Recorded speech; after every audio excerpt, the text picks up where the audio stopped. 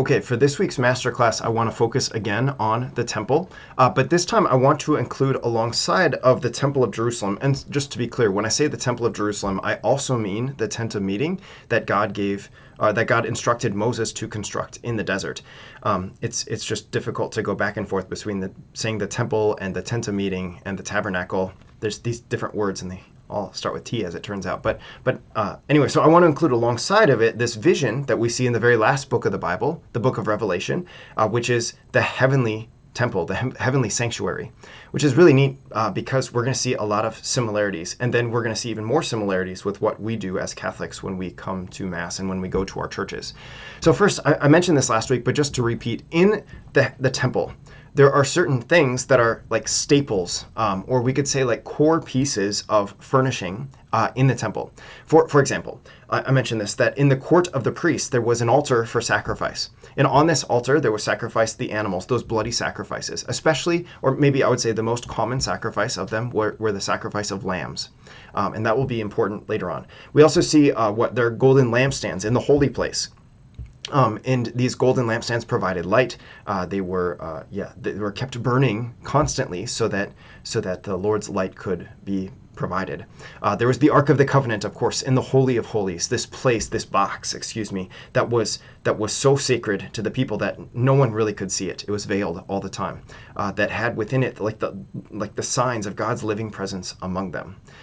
There was also the altar of incense within the holy place, where the incense was burning as a sacrifice that signified the prayers of the people, the offerings of the people ascending to God in heaven.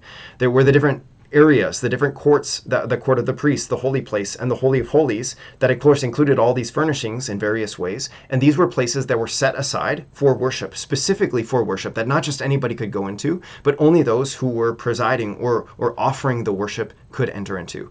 There was, of course, the lamb that was being sacrificed on the altar, of course, and then there were sacred images. On the ark, for example, the Lord commanded Moses to carve out statues of angels on top of the ark as a sign of not worshiping the angels, but a sign of like God's heavenly mysteries are coming down or are present within this ark on the seat of mercy, the mercy seat. Okay, so that's really cool what we see in the Old Covenant temple. Now, when we flip to the last book of the Bible, the book of Revelation, we see a lot of similar things. In fact, there is an altar in the book of Revelation, and on the altar is the lamb that was once slain and who now lives forever, the sacrificial lamb. There's also a lampstand that is found in the book of Revelation, chapter 1. This lampstand that is burning in the heavenly Jerusalem. There's the Ark of the Covenant is seen also in the book of Revelation, chapter 11, verse 19. There's also incense. The saints are offering incense as prayers of the saints, actually, that are being offered before the Lord. There's even just like the reality of what we see is that there's a heavenly sanctuary, a place that John is getting a vision into. He says there's an open door and he peeks inside, and there he sees this heavenly sanctuary, this heavenly temple where people are worshiping this lamb, of course, who is Jesus, the lamb who was once slain and who now lives forever. And he is the sacrificial lamb that is found. And there are also sacred images where he talks about these four living creatures. He talks about the saints, those who have washed their robes in the blood of the Lamb. They're holding palm branches in their hands.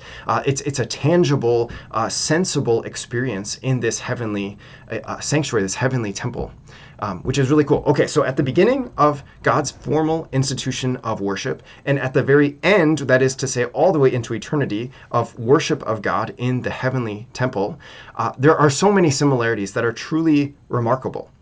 Now, what's additionally remarkable is what we find in our Catholic worship. Because there are so many similarities, it makes sense, actually, for us to have worship that matches up with these things. Because if this is the worship that takes place in heaven, it makes sense that when we come to Mass, we would be coming to a place that is distinct, a place that is set apart from everything else. And that place that is set apart is a place that is meant to look like these other places. And so what we find, of course, in our churches, the thing that is maybe most distinct, or among the things that are most distinct, are like the staples. Like there's an altar in every Catholic church, And I know that other Christian denominations might have altars, but they certainly don't use their altars for sacrifice. Like we say that upon this altar, we participate in that one sacrifice of Jesus Christ, the Lamb of God, who is our sacrificial victim, who offers himself perpetually. You know, what does the priest say right before communion? Behold the Lamb of God. Behold him who takes away the sins of the world. Blessed are those called to the supper of the Lamb. This supper of the Lamb, this banquet of the Lamb, the wedding feast of the Lamb, this is drawn right from the book of Revelation.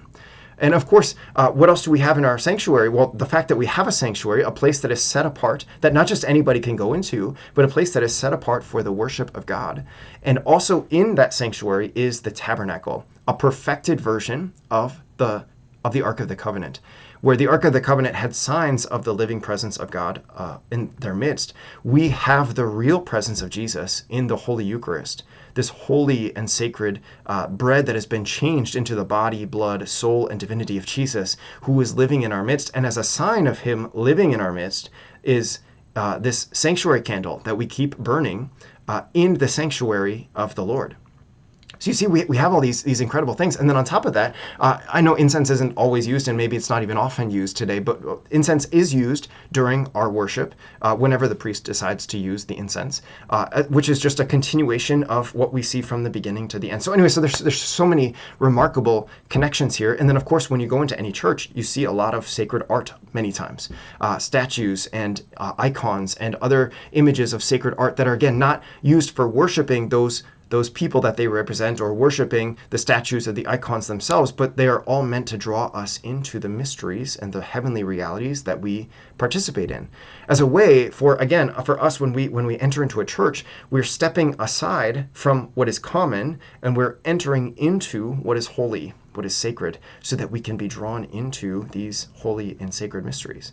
So you just think about this, you know, whether you're back in the time of Jerusalem or anything moving forward toward the heavenly temple, what do you think is like, well, if there's a place on earth that I can go to that I know like heaven touches earth in this place, I can draw close to the heavenly mysteries. This is a place that I want to be in. And for the people of Jerusalem, that was certainly the case. You know, like, of course, they couldn't go further into the temple area than they were allowed to go. But nonetheless, like, they wanted to draw close because this is where God lived among them.